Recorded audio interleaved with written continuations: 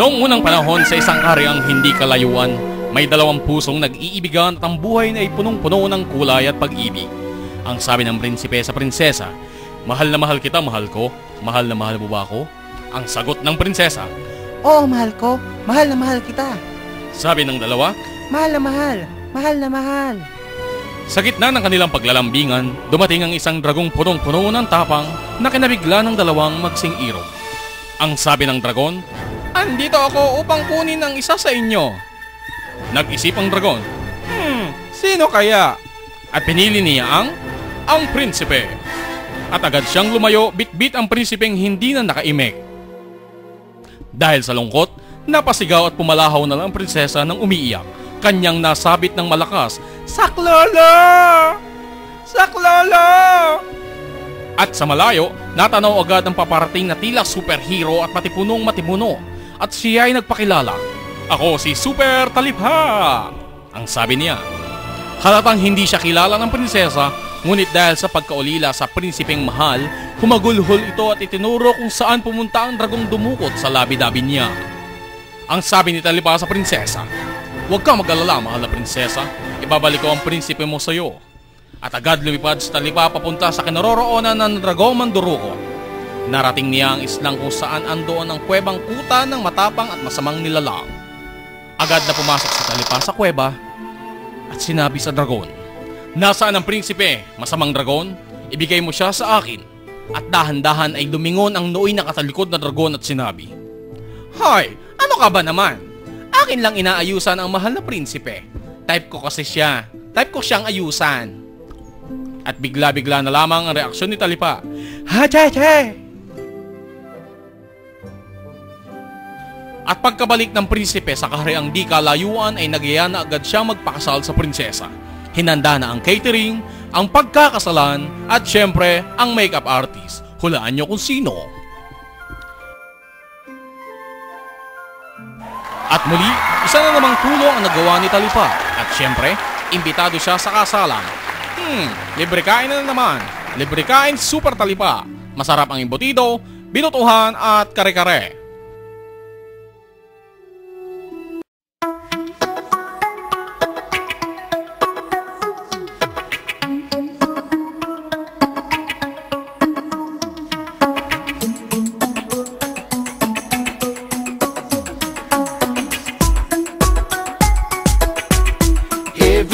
Mga salang kami sa Tagaytay. Bali ito yung simbahang pagdadausan ng kasalan. Wala lang. Tayo ay mag-cake crush din mamaya sa reception. Napabalita na masarap daw ang kainan. Tayo maggala. Ito na yung kasalan. Ayun na yung groom. Yun. Nangangamay. Parang congressman. Mamaya ating sisilipin yung mismong kasalan. Pero hindi at talaga ako makapag-intay doon sa reception. Gutom na. Ayan, ba? Yung limousine, oh. Yan. Parang kay Juan. Parang kay yung kina Manuel L. Quezon. Lalapitan natin yung kotse ng bride. Hey, baka kami ilagay mo sa Channel 6, ha? Excuse me, ma'am. Okay lang po ba na ako yung mag-gate crash? Pero magpipilit na rin ako, ano? Ay, bahala ka kung hindi ka nangyay. You look very awesome. Awesome. And also the father. And also the mother. And also the driver. Okay. Papasok na kami doon sa kasalan. It's time to change muna.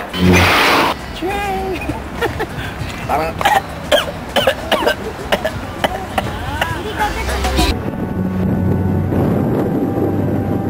nandito tayo sa may lobby ng simbahan para hintayin yung bride. Nasaan ang bride? Saan?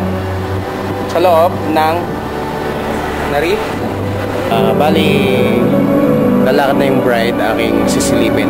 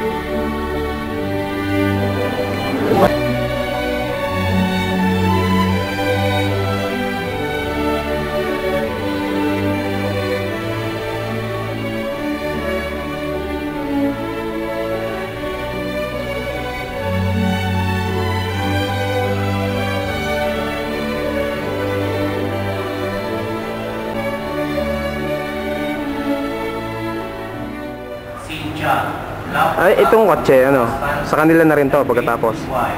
Ay, hindi. I-impound na yan. Ay, impound. Oo.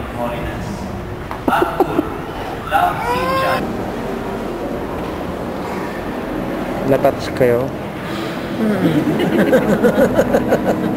Kayo, natouch? Oo. Tats na tats. Hintay, ilan na kayo? Ilang peso? Kaway kailangan. This is Galaxy Gala in Tagaytay. Ikaw ay nasa? Galaxy Gala. Tunay? Teka, kailangan ng backlight. Medyo maitim to. Ikaw ay nasa Galaxy Gala. Bong. Okay.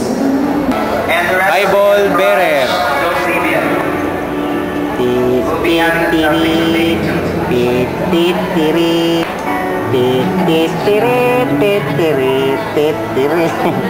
Isa pang best thing na gawin pag ikaw ay nasa Tagaytay ang mag-fish balls. Ito ang fish balls. Bossing, taga rito kayo talaga? Tagaytay. Gaano kasarap ang inyong fish balls? Bali magkano ang benta niyo sa akin? 250 yung yung palang bilog na mas malalaki ay chicken balls. Ito po. Tapos yung mas maliit ang fish balls. Bali magkano yung ganon?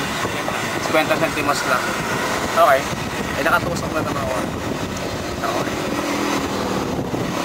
Kagaya ng Baguio, ang Tagaytay kasi is mataas na lugar kaya yung mga pag-aani tsaka yung pagsasakahan ay napakayabong.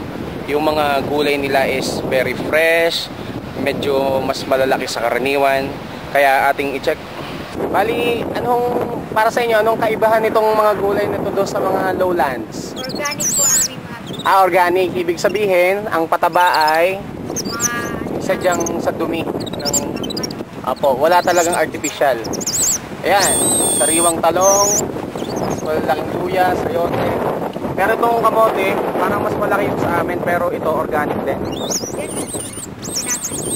Kamote. Sariwang pinya. Ari ang kalabasa. Ari ang saging. Upo, patola. Si Sir. Tsaka labanucci. Na napakaputi. Salamat po. At isa pa ay itong nakita ko yung cherry tomatoes. Yan. Para lamang bignay pero ito organic din po.